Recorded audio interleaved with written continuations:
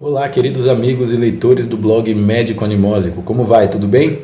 Hoje eu estou aqui para ser entrevistado pelo meu amigo, paciente, sócio, parceiro, Lucas Protti.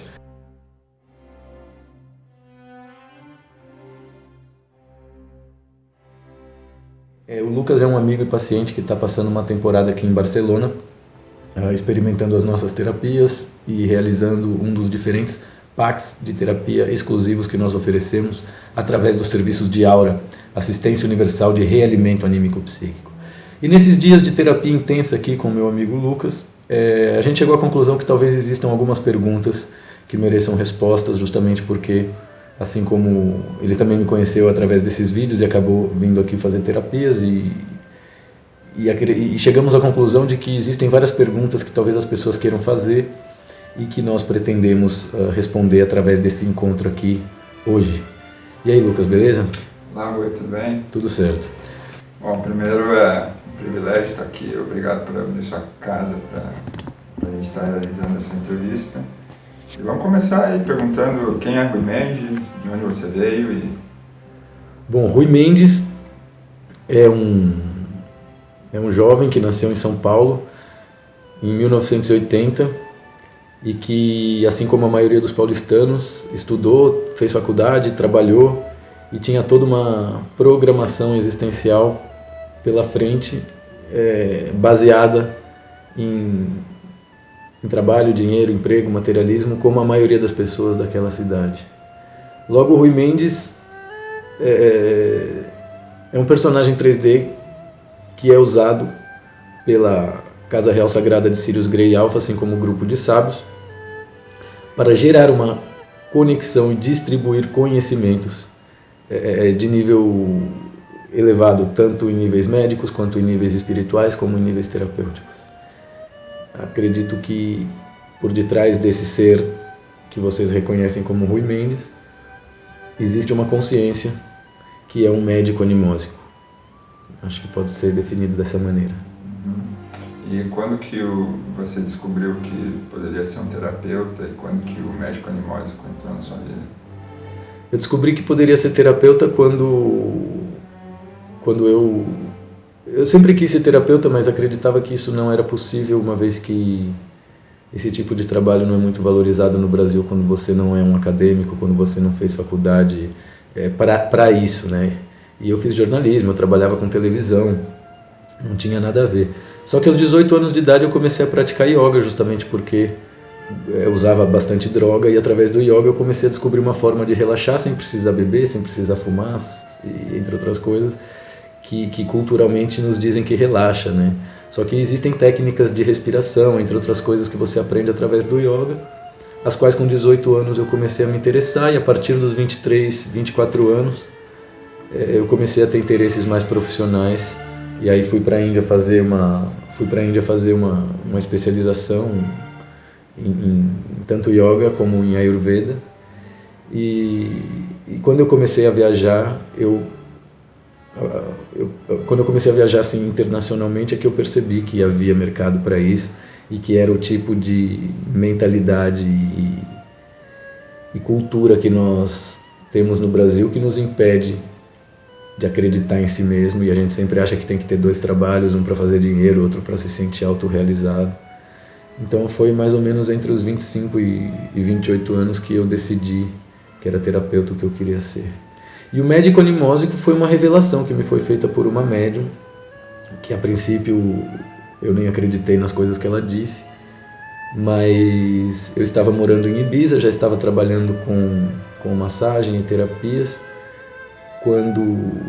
quando uma mulher apareceu. O marido dela tinha muita dor nas costas, e essa mulher era famosa ali, ela era conhecida, ela é uma médium italiana que viaja por toda a Europa, e ela é bastante famosa no leste europeu. Em lugares como Croácia, Praga, República Tcheca, as pessoas conhecem bem ela. Se chama Luísa, faz tempo que eu não tenho contato com ela, e eu só tive esse contato com ela em Ibiza. E essa mulher fazia leitura galáctica, da identidade galáctica das pessoas, e aí ela fez um intercâmbio comigo, porque o marido dela estava com dor nas costas, e eu não gastaria dinheiro naquela época para saber esse tipo de coisa, né? Mas como ela ia fazer de um amigo meu grátis, o marido tinha dor nas costas, a gente acabou fazendo um intercâmbio. E era uma mulher que punha ali, a Luísa colocava os papéis com lápis de cor, fazia uma invocação, fazia uma canalização, e dessa forma ela começava a desenhar e verbalizar tudo que ela estava vendo, que se tratava da identidade galáctica da pessoa. E eu me lembro que o amigo meu, que havia convidado e agilizado tudo isso, ele fez primeiro, né? E claro, eu fiquei com uma impressão um pouco caricaturizada daquilo, achei um pouco... Ainda que eu tivesse impressionado por ver que era uma psicografia e entender que era uma médium sério, a gente tem aquela visão redeglobificada pelo Chico Xavier e por toda aquela estrutura médium cristã, consoladora, né? Pelo menos nessa época ainda não havia uma relação ufológica, extraterrestre com a mediunidade, né? E eu me lembro que esse amigo que fez primeiro, ele era de Arturos, vinha de Arturos, passando por Vega, ela fazia toda uma... E ela fez um rosto, né? No meu caso não tinha nada, no meu caso eram só cores e mãos, e uma pirâmide com espectro de cores, e aí quando ela incorporou a energia, ela até falou assim, olha, que interessante, temos um médico de Sírios aqui, e começou a falar todas as coisas que eu divulgo no blog, que eu falo a respeito de mim,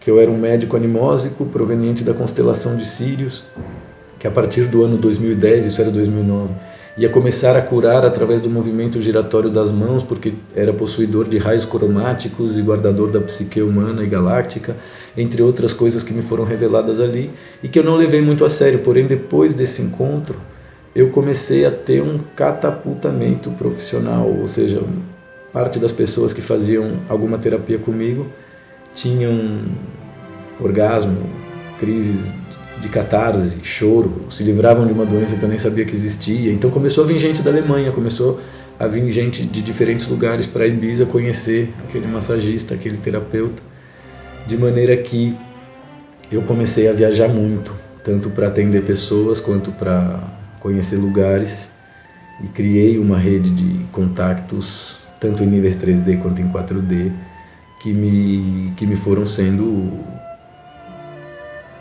através do qual eu fui sendo introduzido num mundo etéreo, num mundo extrafísico, que nos permite atuar de forma médica e terapêutica. Então, o médico animósico foi revelado para mim em Ibiza. Excelente. E você se considera uma pessoa mediúnica? Você tem mediunidade na sua vida? Sim, eu trabalho com alguns tipos de mediunidade. É importante salientar que existe mais de 300 tipos de mediunidade catalogado, e eu posso dizer que trabalho com 4 pelo menos, que é a clarofatividade, a capacidade de detectar enfermidades ou presenças conscienciais através do odor. Então você consegue detectar através do odor dos rins, através do odor do fígado, o estado anímico, mental e energético vibratório em que a pessoa se encontra, e orientar alguma terapia em função dessa detecção. Além da clarofatividade, eu também tenho a capacidade de projeção astral, que é a capacidade de ter lucidez extrafísica e de sair do corpo. Isso acontece todas as noites com a maioria das pessoas. O problema é que o nosso sistema de crença e modelo mental vulgariza as nossas experiências extrafísicas com termos como sonho, né? Existem distintos níveis de lucidez extrafísica, portanto, isso que chamamos sonho é apenas, digamos assim, o hall da realidade onírica que nossos corpos sutis podem se envolver ou habitar, no caso de dimensões. Então, além da clarofatividade e da projeção astral, eu também trabalho com a clarividência, a capacidade de ler as estruturas áuricas, sensíveis, energéticas, vibratórias, e os resultados dessas vibrações e arquétipos na estrutura orgânica, na estrutura física. Então, através da psicomorfologia, você pode fazer diagnósticos a respeito de como os órgãos da pessoa funcionam e qual é o histórico celular, o histórico molecular e atômico, ou seja, a história dos átomos da pessoa, que tipo de ambientes, tanto 3D quanto 4D, aqueles átomos, aquelas células habitaram ao longo de várias existências, né? Porque a matéria é uma é uma convenção que é lida pelo nosso cérebro. Tudo isso que nosso cérebro lê como matéria são átomos e moléculas.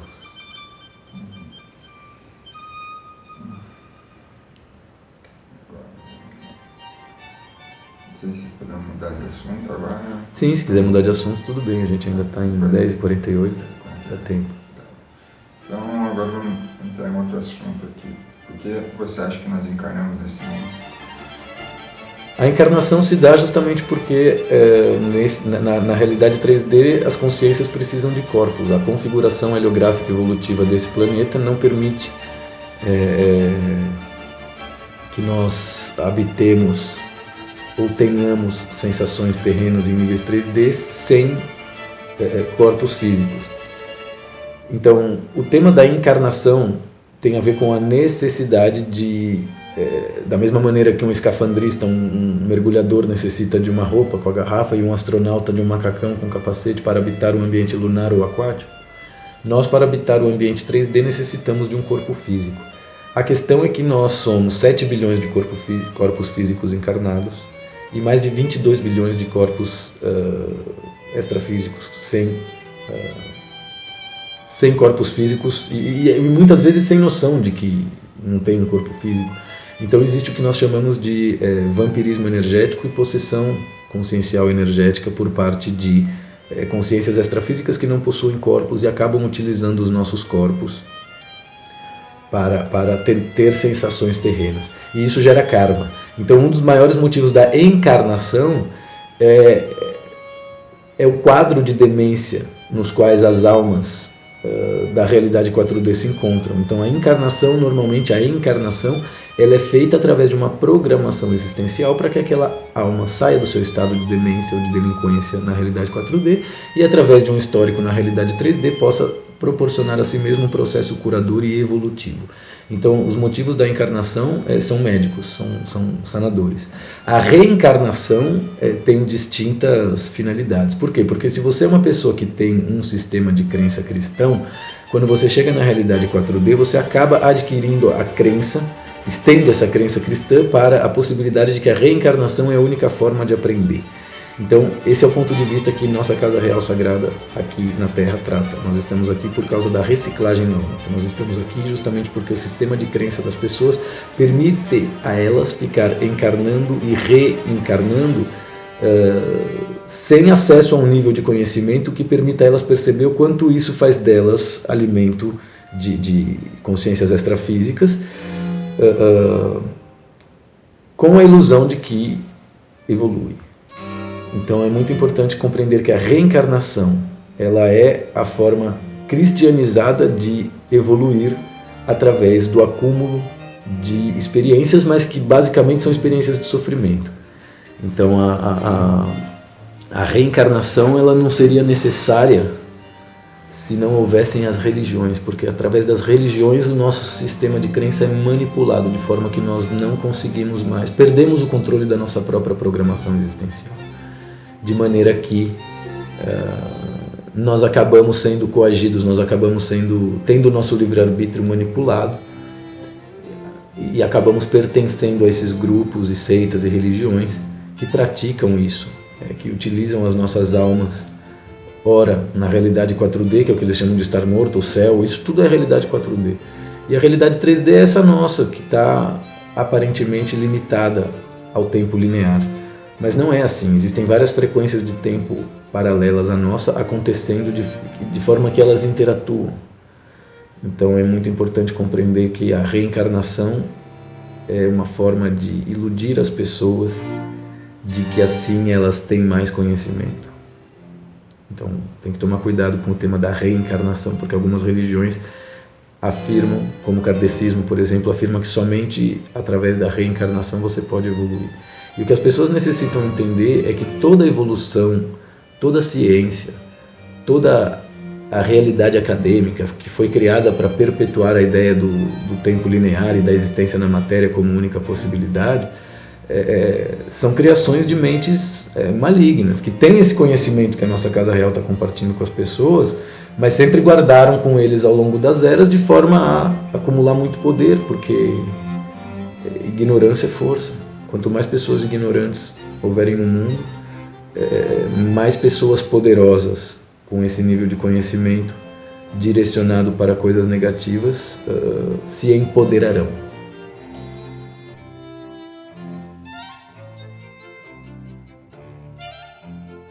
Através do sistema de crença religioso, através do judaísmo, através do cristianismo e através do islamismo, que são as três principais religiões monoteístas. Então, o monoteísmo ele é usado tanto para, digamos assim, resgatar as almas que fizeram distintos contratos com diferentes deuses e ficam karmicamente atrasados e prejudicados por causa disso.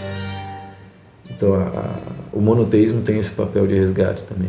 A questão é que a pessoa fica viciada num determinado sistema de crença onde ela dispensa o raciocínio.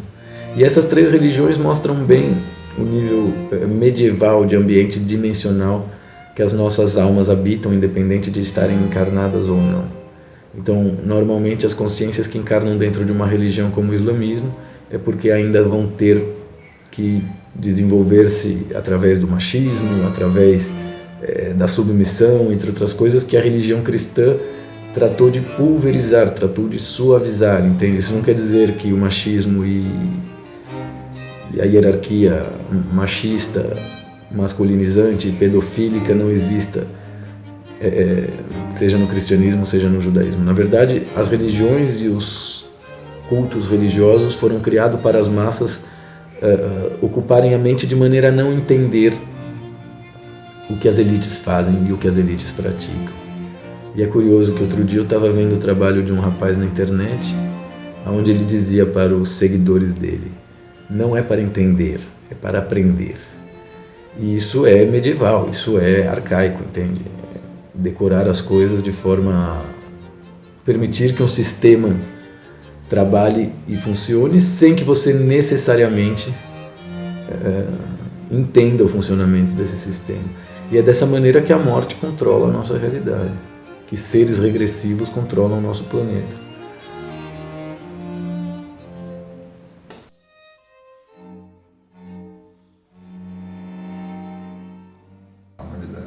É muito difícil que uma mesma pessoa não tenha dinheiro, amigos e saúde, as três coisas juntas. Nós temos uma programação existencial que é elaborada através dos karmas que nós acumulamos, caso nós tenhamos muitas encarnações nesse planeta, ou caso nós tenhamos uma programação existencial para realizar aqui, independente de ter tido encarnações aqui. Perdão, eu me perdi um pouco. Qual é a pergunta? Dinheiro, saúde. Quem está sem dinheiro... Então assim, normalmente as pessoas elas vêm com alguns desafios para vencer na vida, né? Tipo, a nossa programação existencial normalmente nos coloca dentro de uma família que já tem uma situação na Terra, ou de pobreza, ou de riqueza, ou de estabilidade, entende? Então todas essas características da existência de uma pessoa são singulares e não são ao acaso. Então a pessoa que vai para uma favela, a pessoa que vai encarnar na África ou num país islâmico, entre outras coisas que para nós brasileiros ainda soa raro, é porque nós não estamos em contato com os nossos níveis de consciência. Se a gente desenvolvesse e expandisse a nossa consciência, nós compreenderíamos que nós somos a macrocélula do dono desse planeta, que é um camarada que se crê Deus e conseguiu convencer boa parte do rebanho humano de que sim, ele é um Deus e deve ser adorado. E por isso as três religiões principais organizam essa forma de adoração. Então imagina que todos esses fiéis, que todas essas pessoas do planeta são como as células do nosso corpo, desde uma perspectiva macro e microcósmica, funciona da mesma maneira. Agora, claro, se você tem problemas e desafios por vencer, por exemplo, pessoas que têm problemas para fazer dinheiro, essas pessoas não deveriam jamais ter um emprego e nem depender de salário, justamente porque através do enfrentamento das situações da vida, livre da necessidade de vender o meu tempo para o empreendedorismo de outra pessoa, que faz com que eu reconheça a manifestação das leis cósmicas na minha própria realidade. Então assim, a realidade material é morta, animada por leis cósmicas, como a lei da sintonia, a lei da atração, a lei do karma, a lei da providência, entre outras leis que são básicas e que você vai aprender essas leis básicas quando você medita, quando você respira e presta atenção na sua respiração. Esse movimento, tudo que tem vida começa através desse movimento de contração e expansão. Então, o meu conselho para a pessoa que está encontrando esse tipo de dificuldade, né, seja através da saúde, seja através do dinheiro, seja através... As crises acontecem por um motivo e elas precisam ser resolvidas. O que elas não podem é ser ignoradas. Só que nós, através da programação televisiva no Brasil, que é um país que controla a mente dos seus habitantes de uma forma bastante cruel e ao mesmo tempo com uma plástica narcisista, erótica, entende? Então, os nossos guias e amparadores extrafísicos, o nosso eu superior, normalmente eles trabalham através do método filtro e espelho. Uma pessoa que está numa classe social que não pertence a ela, ou que ela não pertence, uma pessoa que tem... Basta olhar ao redor, basta ver quem é, o que está acontecendo ao redor de você, e principalmente as coisas que te incomodam muito. São coisas que você muitas vezes carrega em você mesmo e projeta nos outros. Então, quanto mais uma pessoa medita, quanto mais uma pessoa relaxa, quanto mais uma pessoa ama a si mesma, ao invés de se iludir participando das diferentes formas coletivas, seja de reciclagem álmica, seja de manter você plugado numa rede energética, entende? Que faz com que você não se dê conta de outras realidades. Então, assim, não importa se o seu problema é financeiro, não importa se o seu problema é de saúde, existe um porquê. Ele começou e vai ter um determinado tempo para te ensinar alguma coisa. Então, assim, é importante que a pessoa medite, é importante que a pessoa perceba por que essa situação aconteceu e o que eu preciso fazer para sair dela. Uma das coisas mais importantes é ser surdo para os coletivos, porque normalmente os coletivos não têm personalidade própria, não permite aqueles seres mudarem para indivíduos, entende? Então, quando você valoriza o indivíduo que você é, você vai descobrir por que você faz pouco dinheiro, ou por que você não consegue realizar os seus sonhos, ou por que você tem uma saúde frágil. Normalmente, uma saúde frágil é parte de uma programação existencial que necessita entrar em contato com certos níveis do karma. Então, e quando você descobre o porquê a sua saúde é frágil, é muito fácil equilibrar ela, ainda que ela seja frágil. Então, existem casos de terapia de vidas passadas onde a pessoa descobre o porquê fuma, porque numa vida passada ela tomou uma facada no pulmão da pessoa que era sócia ou amiga. Então, fumar nessa vida é uma forma de cicatrizar, digamos assim, a capacidade limitada de confiança que aquela pessoa... Esse foi um caso que eu trabalhei. E é curioso como quando a pessoa descobre o porquê fuma, dificilmente ela vai depender daquilo. Da mesma maneira, as comidas. Acredito que as comidas são a nossa primeira forma de adicção.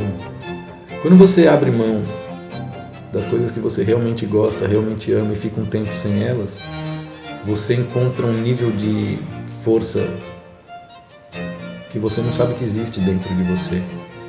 Então, talvez a melhor forma de não estar em crise, né, seja a nível saúde, finanças, etc., é você amar, perdoar e confiar com perfeição e não fugir das situações que a vida te impõe, sejam elas negativas ou positivas. Encarar as situações da vida, não ser covarde.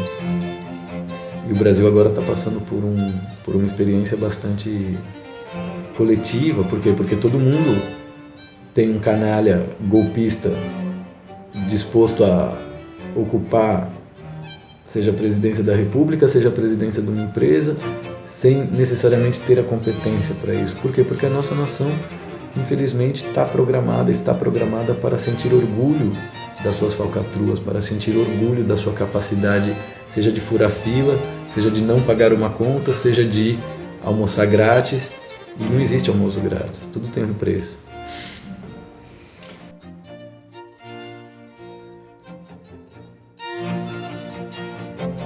A política brasileira, eu acho que esse cenário do Brasil foi criado justamente para que as pessoas elejam um lado.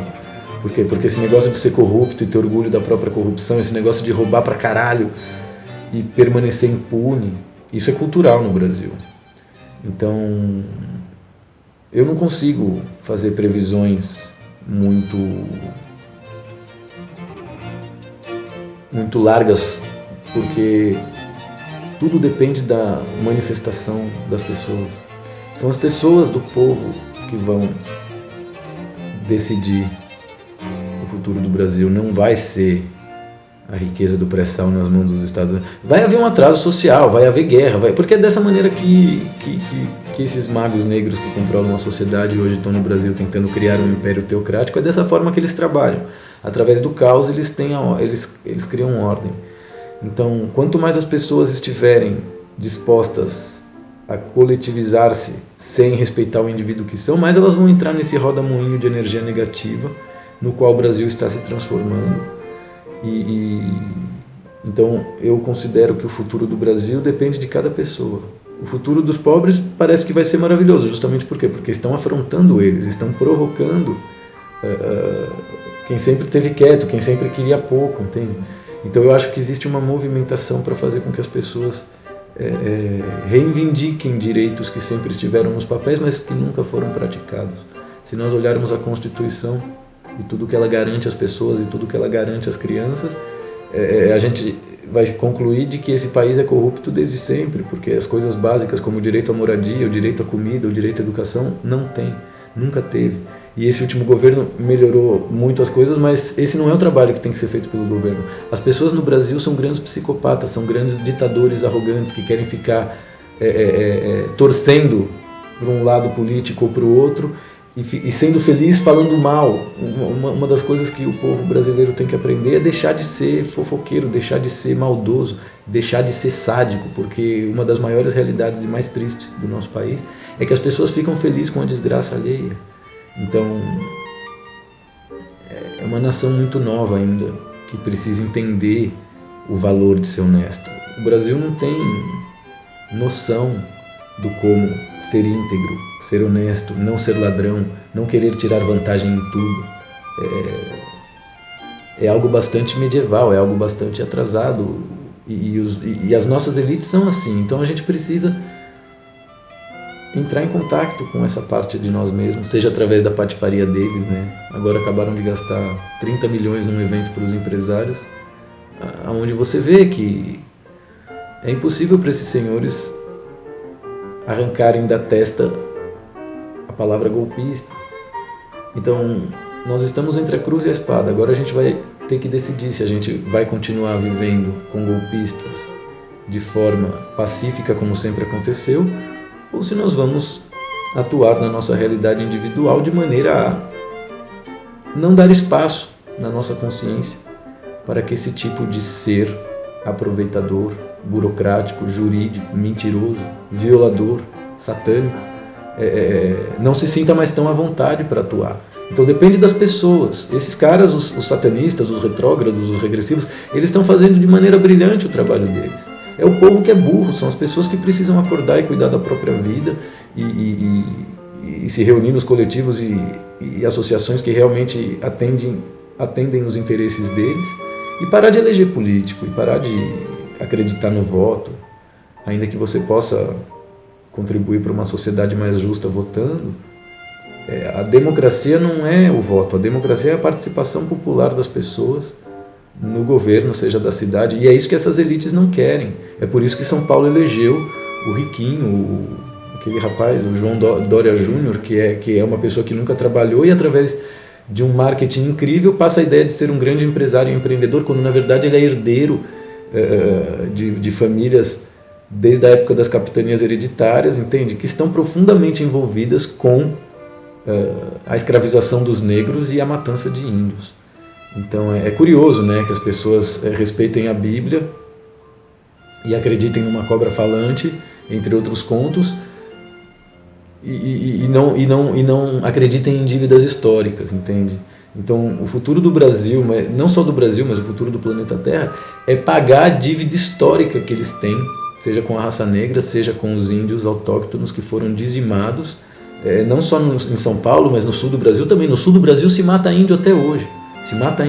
Dizem que esse apresentador, o Ratinho, chegou aonde chegou porque também roubava a terra dos índios e era uma pessoa ameaçadora, entre outras coisas que hoje em dia a própria imprensa está mostrando. Esses caras não pagam imposto, esses caras não têm, ou seja, como dizia o Paulo Freire, se não me engano, a pobreza e a miséria no Brasil é um projeto das nossas elites, que esse governo que foi derrubado de forma ilegítima tratou de tentar melhorar, só que você não melhora 500 anos de atraso e putaria em 13, 15 anos de um governo populista feito por trabalhadores, que uma vez lá no poder também, os casos de corrupção que surgem a respeito do PT apenas deixam claro a necessidade de haver uma participação popular no governo, seja da cidade, seja do estado, seja do país, livre da necessidade de partidos. Por quê? Porque os partidos são verdadeiros antros de gente corrupta. Por mais limpo que um partido seja, ele pode ser infiltrado por pessoas, e esse é o trabalho da maçonaria, esse é o trabalho das sociedades secretas, se infiltrar em partidos, se infiltrar em religiões, se infiltrar em empresas, de maneira a controlar e através disso ter cada vez mais poder. Então assim, nós enquanto povo precisamos fazer exatamente a mesma coisa. Nós necessitamos de um empoderamento humano do indivíduo comum. E para isso você tem que estar livre das ilusões do academicismo, livre das ilusões do materialismo e buscar a verdade. E a verdade é o amor infinito.